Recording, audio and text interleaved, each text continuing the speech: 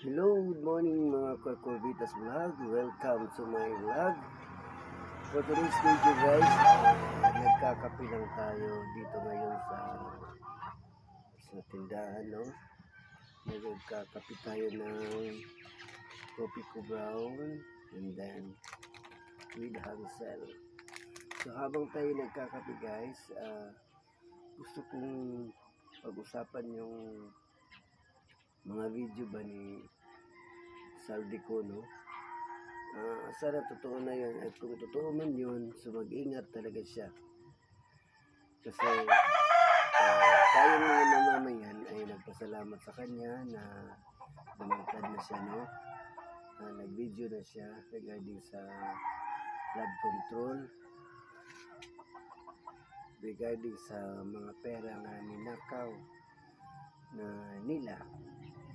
So, nilabas na niya kung sino talaga yung kanilang mastermind, kung sino talaga yung salarin sa maong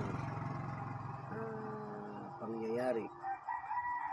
So guys, kinakatakutan ko lang dahil nga itong anak ni Saldico na si Iyas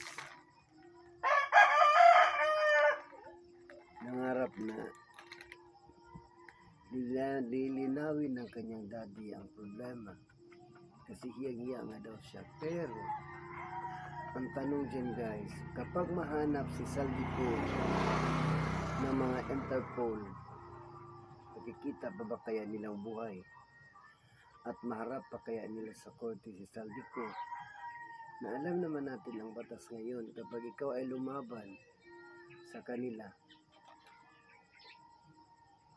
papatayin ka talaga nila at marami na silang gagawin sa'yo. Tulad na lang ni Congressman Kiko Barsaga, no? Na District 4 Cavite. So, ginawa ni Kiko, binuwis ang kanyang buhay, payag siya na siya mamatay dahil lang sa pagkaglaban niya sa ating bayan. Pero ano ang ginawa ni Marcos ngayon at nila ni Trillanes, nila ni Buying Rimulya? Kinasuhan ng limpak-limpak na kaso ang kinaso nila kay Congressman Kiko Barsaga dahil nga nakikita nila na si Kiko Barsaga ay nakipaglaban sa kanila dahil sa kanilang mga ginagawang anomalya. So yun nga ang inanuhan ko kinatakutan ko kay Congressman Saldico.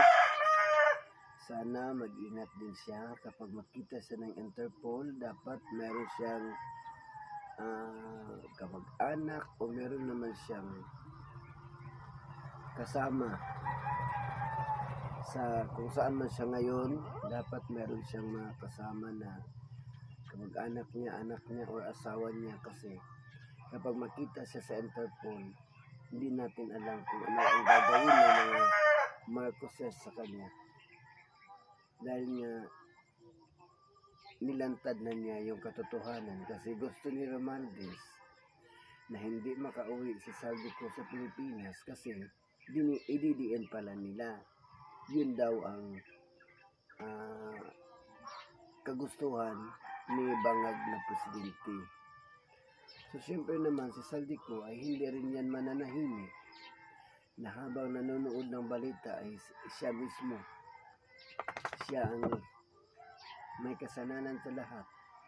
Meron naman din siyang anak, asawa, pamilya na nahihiya sa mga ganong isyo.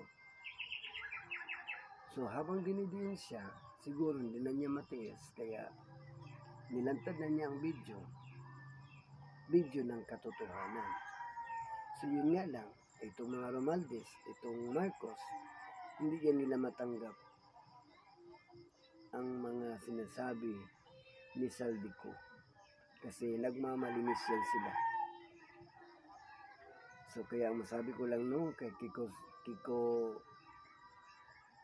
Barsaga and former Congressman Saldico, mag-iingat po kayo dahil kayo po ay lumaban na sa ating bayan, lumaban na sa mga gumagawa ng mga anomalya, lumaban na sa mga magnanakaw. So mag-iingat kayo, ipag-pray ko kayo, and then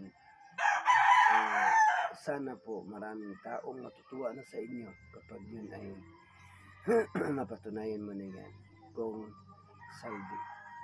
So maraming salamat and God bless you all.